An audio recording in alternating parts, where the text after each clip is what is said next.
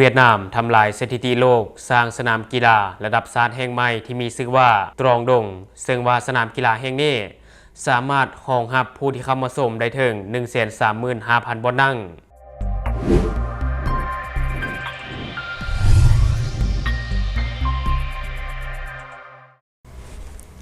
สวัสดีท่านผู้ชมยินดีต้อนรับเข้าสู่รายการ Talk the New และในมื้อนี้เองข้าพเจ้าก็จะมานำเสนอข่าวที่น่าสนใจที่ว่าประเทศเวียดนามได้ทำลายสถิติโลกก็คือว่าประเทศเวียดนามจะเริ่มลงมือก่อสร้างสนามกีฬาระดับชาติแห่งใหม่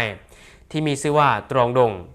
ซึ่งสนามกีฬาตรองดงนี้สามารถรองรับท่านผู้ชมที่ว่าจะเข้ามาชมได้ถึง 135,000 บ่อนั่งท่านผู้ชมก็ถือว่าเป็นสนามกีฬาที่ใหญ่และข่าวตัวนี้ข้าพเจ้าก็จะมาจากเพจโทรโขงและก็เพจลาวยูสเรดิโอซึ่งมาเป็นเพจของเราแต่เพจของเวียดนามก็ได้ลงไว้เช่นกันอย่างเช่น vietnam.vn เวียดนามจะก่อสร้างสนามกีฬาระดับชาติแห่งใหม่ที่มีชื่อว่าตรองดงซึ่งจะกลายเป็นสัญลักษณ์ใหม่ของประเทศเวียดนามและจะกลายเป็นสนามกีฬาที่ใหญ่ที่สุดในโลกสามารถรองรับได้ถึง 135,000 บ่อนั่งซึ่งสนามกีฬาตรองดงของประเทศเวียดนามนี่อาจจะทำลายสถิติของสนามนาเรดาโมดีที่ประเทศอินเดียเพราะสนามกีฬาอยู่ที่ประเทศอินเดียนี่สามารถรองรับได้เพียงแต่ 132,000 บ่อนั่งเท่านั้นแต่ว่าสนามกีฬาที่มีการก่อสร้างอยู่ที่ประเทศเวียดนามสามารถรองรับได้ถึง 135,000 บ่อนั่งแสดงว่าสนามกีฬาที่มีการก่อสร้างอยู่ในประเทศเวียดนามมีจำนวนบ่อนั่งที่หลายกว่าถึง 3,000 บ่อนั่งท่านผู้ชมก็ถือว่าเป็นสนามกีฬาที่ใหญ่ที่สุดฉะนั้นจึงเว้าได้ว่าสนามกีฬาของประเทศเวียดนามนี่อาจจะทำลายสถิติโลกและกลายเป็นสนามกีฬาที่ใหญ่ที่สุดในโลกก็เป็นไปได้ซึ่งสนามกีฬาตรองดงของประเทศเวียดนามนี่จะมีการติดตั้งหลังคาปิดเปิดแบบอัตโนมัติที่ใหญ่ที่สุดซึ่งว่าสนามตรองดงของประเทศเวียดนามนอกจะมีการติดตั้งระบบหลังคาอัตโนมัติที่ทันสมัยและใหญ่ที่สุดในโลกแถมยังได้มาตรฐานสากลระดับสูงซึ่งว่าถูกออกแบบตามมาตรฐานฟีฟ่าสามารถจัดงานแข่งขันใหญ่ระดับโลกได้เช่นบาลโลกหรือว่าวูดคัพซึ่งสนามกีฬาตรองดงก็เป็นการออกแบบตามเอกลักษณ์ของเวียดนามสถาปัตยกรรมของสนามแม่นได้แรงบันดาลใจมาจากกองดงเซินซึ่งเป็นเครื่องดนตรีบูฮานแสดงให้เห็นถึงการผสมผสานระหว่างวัฒนธรรมประจำชาติและก็เทคโนโลยีที่อัจฉริยะแต่เป็นมิตรกับสิ่งแวดล้อมคาดว่าโครงการประวัติศาสตร์นี้จะเริ่มลงมือก่อสร้างในวันที่29ธันวาคม2025ที่ผ่านมาในพื้นที่ 73.3 เฮกตาร์ท่านผู้ชมและที่ผ่านไปก็จะเป็นข่าวที่ข้าพเจ้าได้เอามาจากเพจโทรโขงเขาจะได้ลงเอาไว้และภาพข่าวที่ข้าพเจ้าได้ขึ้นให้ท่านผู้ชมได้เบิ่งในข่าวที่ผ่านมาก็คือเป็นภาพจำลองแบบนี้ข้าพเจ้าเลยบอกว่าเป็นข่าวที่หลายคนให้ความสนใจเพราะว่าเวียดนามได้ทำลายสถิติโลกก่อสร้างสนามกีฬาระดับชาติแห่งใหม่ที่มีชื่อว่าตรองดงซึ่งในอนาคตอาจจะเป็นสนามกีฬาที่ใหญ่ที่สุดในโลกและบ่แน่ในอนาคตการแข่งขันบาลโลกอาจจะถูกไปแข่งขันอยู่ประเทศเวียดนามก็เป็นไปได้เนาะอันนี้ก็ถือว่าเป็นข่าวใหญ่และถ้าว่ามีอย่างคืบหน้าข้าพเจ้าก็จะเก็บมาฝากท่านผู้ชมเติมและบัดนี้ข้าพเจ้าจะพาท่านผู้ชมไปติดตามข่าวดีระหว่างลาวกับกัมพูชีที่ว่าได้บรรลุบัตรกาวใหม่ซึ่งมาข่าวตัวนี้ข้าพเจ้าจะมาจากเพจลาวเอ็กเพรสที่ว่าเขาจะได้ลงเอาไว้ก็คือธนาคารแห่งสปป.ลาวและธนาคารแห่งชาติกัมพูชี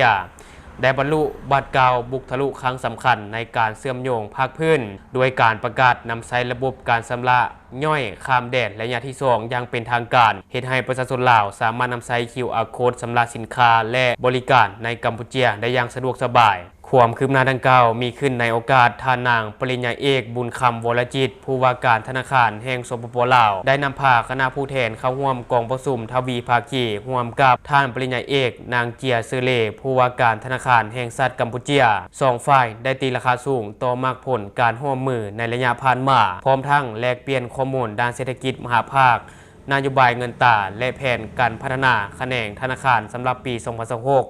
เพื่อสร้างความเข้มแข็งให้แก่ระบบการเงินของทั้งสองชาติซึ่งว่าไฮไลท์สำคัญของกองประชุมนี้แม่นมีพิธีเปิดโตนำใช้ระบบการชำระข้ามแดนหรือว่า Lao Scan Khmer QR ซึ่งเป็นการสืบต่อผลสำเร็จในระยะที่1กัมพูชีสแกนลาวที่ได้เริ่มตั้งแต่เดือนสิงหาคม 2023รายละเอียดการบริการในระยะที่2แม่นผู้ใช้บริการประชาชนลาวที่เดินทางไปกัมพูชีเป็นรูปแบบการนำใช้โมบายแบงกิ้งของธนาคารในลาวสแกน QR Code ของธนาคารในกัมพูชี โดยธนาคารที่รองรับในลาวในเบื้องต้นมี5แห่งคือธนาคารการค้าต่างประเทศลาวมหาชนธนาคารเอซิลิดาธนาคารส่งเสริมกสิกรรมธนาคารซาคอมแบงก์และธนาคาร MB Bank เครือข่ายในกัมพูชีสามารถนำใช้กับร้านค้าที่มีป้าย KHQR ของธนาคารคู่ร่วมมือถึง62แห่งทั่วกัมพูชีในระยะที่ 1 กัมพูชีสแกนลาวในเดือนสิงหาคม 2023 ที่นครหลวงเวียงจันทน์ซึ่งในเวลานั้นมีเพียงประชาชนเบื้องประเทศกัมพูชีสามารถชำระค่าสินค้าและค่าบริการข้ามแดนด้วย QR Code อยู่ตามบรรดาร้านค้าต่างๆในสปป.ลาวซึ่งการพัฒนานี้บ่เพียงแต่ช่วยอำนวยความสะดวกให้แก่นักท่องเที่ยวและผู้ประกอบการค้าขายเท่านั้นแต่ยังเป็นการสุกยูการนำใช้เงินตราท้องถิ่น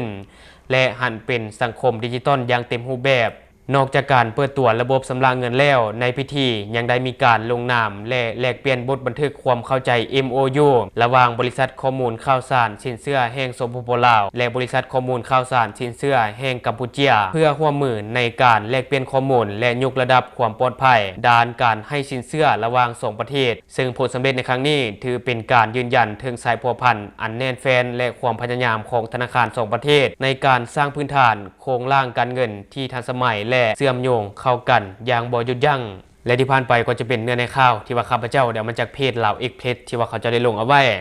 ต่อกับการยกระดับอีกบัตร91ระหว่างลาวกับกัมพูชีที่สามารถสแกนเงินข้ามแดนเนาะลาวไปสแกนอยู่กัมพูชีก็ได้กัมพูชีมาสแกนอยู่ลาวก็ได้ซึ่งเฮ็ดให้การชำระเงินในระดับท้องถิ่นหมุนเวียนได้ดียิ่งขึ้นอันนี้ก็ถือว่าเป็นเรื่องที่ดีและทั้งหมดก็คือสิ่งที่ข้าพเจ้าอยากจะนำเสนอในมื้อนี้ถ้าว่ามีอย่างคืบหน้าหรือว่ามีข่าวอย่างออกมาข้าพเจ้าจะเก็บมาฝากท่านผู้ชมตื่มสำหรับท่านผู้ชมคนใดที่เบิ่งคลิปของข้าพเจ้าอยู่ยังบ่ได้กดติดตามช่องยังบ่ได้กดกระดิ่งแจ้งเตือนก็อย่าลืมไปกดเพื่อเป็นกำลังใจให้ข้าพเจ้าได้ผลิตคลิปดีๆแบบนี้ออกมาเรื่อยๆหรือสำหรับท่านผู้ชมคนใดอยากตามนี้ติเตียนก็อย่าลืมฝากไว้ภายใต้คอมเมนต์ของเราแล้วจะเข้าไปอ่านและก็ตอบแลกเปลี่ยนประสบการณ์นํกันอย่าลืมสนับสนุนกันโดยการกดติดตามช่องขอขอบใจ